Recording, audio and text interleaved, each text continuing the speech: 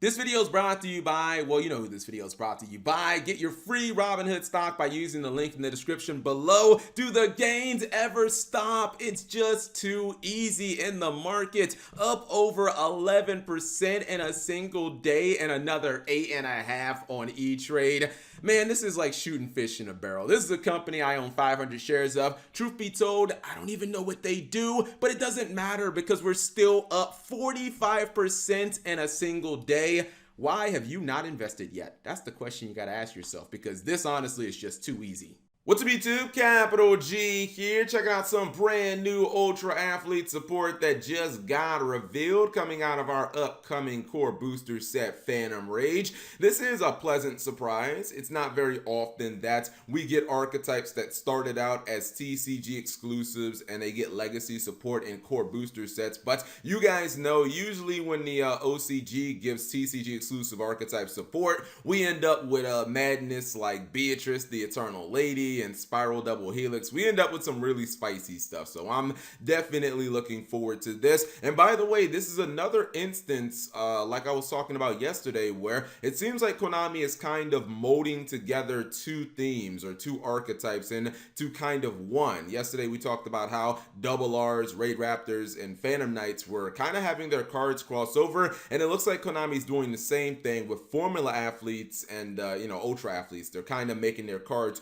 cross over. Anyways, let's go ahead and check out these UAs. So the first card is UA Libero Spiker, which is obviously a volleyball player. It's a level 4 Earth Warrior monster, 1800 attack, 1800 defense. Finally, another freaking level 4 in this archetype, because I'm pretty sure they only have like one of those.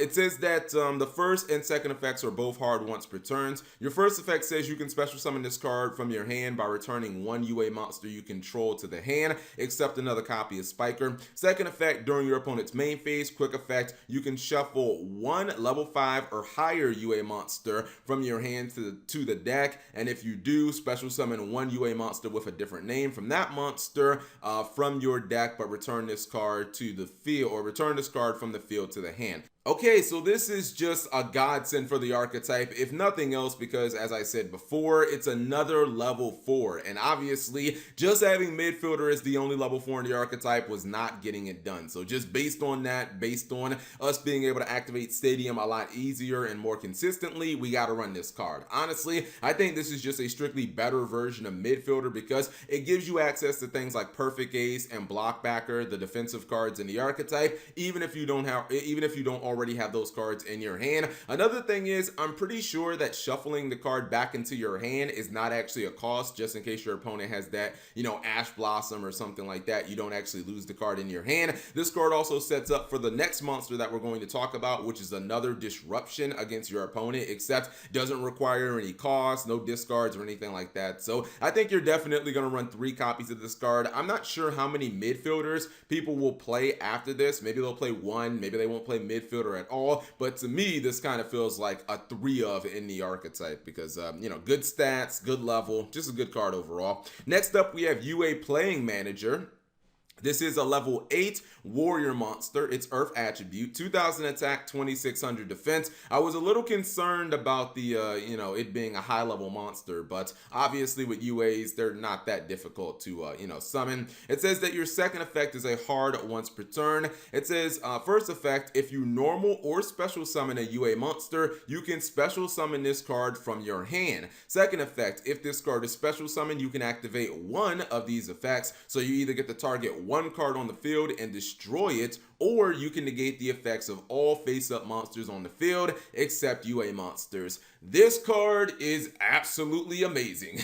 I mean, you want to talk about just a card that UA really needed. Number one, this is an extender, and I know UA really don't have that many combos per se, but it's a card that can easily get itself out of the hand. And to my knowledge, UA didn't really have any high-level monsters that did that. They all had to work on the, mechanic of you gotta tag one UA out to summon another UA, basically. This is a card that says, F that. I'm just gonna summon myself anytime a UA hits the field. So obviously this is like way easier to get on board than all the other guys. And then secondly, When this guy does hit the field, you get to just blow something up on your opponent's side of the field, whether it be a monster or a spell or a trap. It can be face up, face down, it doesn't matter. Or you can just go and negate all their monsters on field. If they don't have any monsters, just pop something. Technically, you can even pop something on your field if for some reason that's, actually better. Maybe you want to trigger an artifact, scythe, or something like that during your opponent's turn. That could obviously be an option. To me, this feels like one of the best high-level monsters that the archetype has. It feels like it gives it some much needed offense. It feels like a card that if you summon it during your opponent's turn,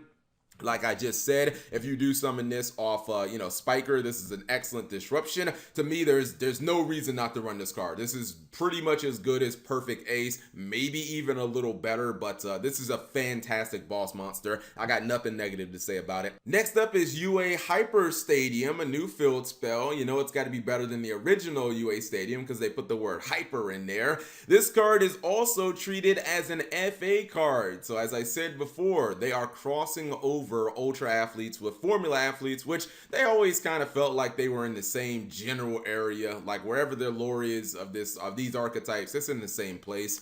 It says that it's a hard once per turn on its activation. First effect says when this card resolves, you can add to your hand one UA monster from your deck, one FA monster from your deck, or one UA Stadium from your graveyard. Second effect says you can reveal one field spell in your hand and pay 1,000 life points during your main phase of this, or during the main phase of this turn. You can normal summon one UA or FA monster face up in addition to your normal summon / set. You can only gain this effect once per turn. Okay, so this is just another example of a new piece of support that basically power creeps the older card. I mean, this is just strictly a better version of UA Stadium in my opinion, because the main problem with Stadium was, yeah, it had a Rota Search built into it and that's nice, but you had the normal summon a UA monster before you got the Rota Search, and the only easy normal summon in the archetype was basically midfielder. And if you didn't have midfielder, you weren't going to get the Rota Search, and if you didn't get the Rota Search, you were probably going to lose the duel. This card cuts all of that out of the equation, because as soon as it's done resolving, you get your Rota Search for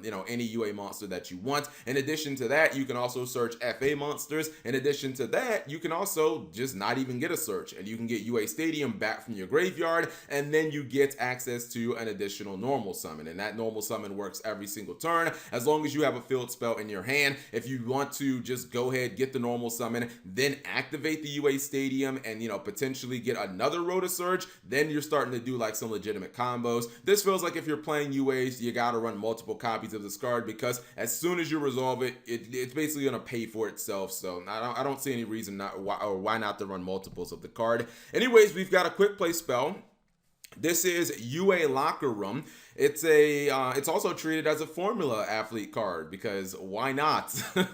It's a hard once per turn, and it says target one UA or FA card, or monster on your field or in your graveyard, return it to your hand, and if you do, gain 500 life points. Then you can apply the following effect: reveal any UA or FA monsters in your hand to your opponent, and if you do, shuffle the revealed cards into your deck, then draw cards equal to the number returned to the deck. Okay, this could potentially be a defensive card, or it can be, a card that just gives you a mulligan if you're just not happy with your hand. But if you're digging for a specific card, maybe a floodgate, maybe, like a hand trap during your opponent's turn, this could obviously give you the options to do that. I really like the fact that, it doesn't just make you return monsters from your field to your deck, because I saw that and I was like, dude, I'm not really trying to give up my field presence. But the fact that you can use your graveyard, that's not a problem. And obviously, if you have a bunch of monsters that are dead that you can't summon, this gives you the ability to potentially draw some new monsters, maybe some level 4 or lower monsters that are, easily summonable. So I feel like this is a good card. I'm not sure if you actually need to run this card. It's like one of those good cards that could be a little icing on the cake. Maybe you don't actually need it, but who knows? It'll just be a card that, potentially has some good plays, but may not actually be necessary. And to the final card, we have have a new trap card that also works for FAs. This is UA MVP. It's a normal trap that is always treated as an FA card. It's a hard once per turn. If a UA or FA monster you control destroys an opponent's monster by battle or inflicts battle damage to your opponents after damage calculation, you can special summon any number of UA and or FA monsters with different names from your hand and graveyard or graveyard in defense position. All right, I'll be blunt. I'm not a fan of this card. I think that anytime you're playing a trap that has a very specific condition that you have to meet, that you have to like run over a monster by battle or inflict battle damage, I feel like the ceiling has to be so insanely high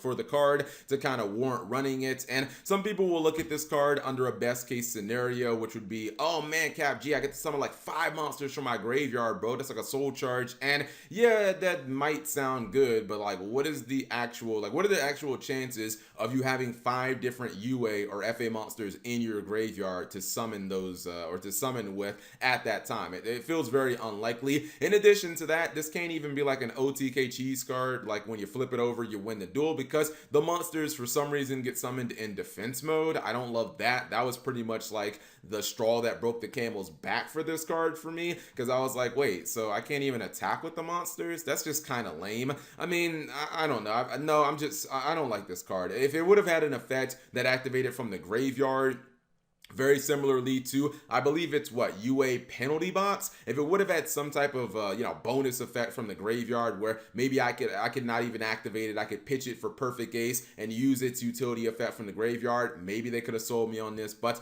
way too situational. The condition, in my opinion, is a little too difficult to meet. Feels like a card that would have been good back in like the GX era or something like that, but cards like this just don't see playing Yu-Gi-Oh anymore. Anyways, whatever you guys think of the new UA support, which I'm actually satisfied with. Out of the cards that, I looked over, I thought every card was pretty good except the trap card, which sucks. But overall, I'm very happy, and I like that they're crossing over the archetypes. Anyways, whatever you guys think, you leave that in the comment section below. Thank you guys for watching. As always, subscribe if you have not already, and turn on that notification bell for daily videos.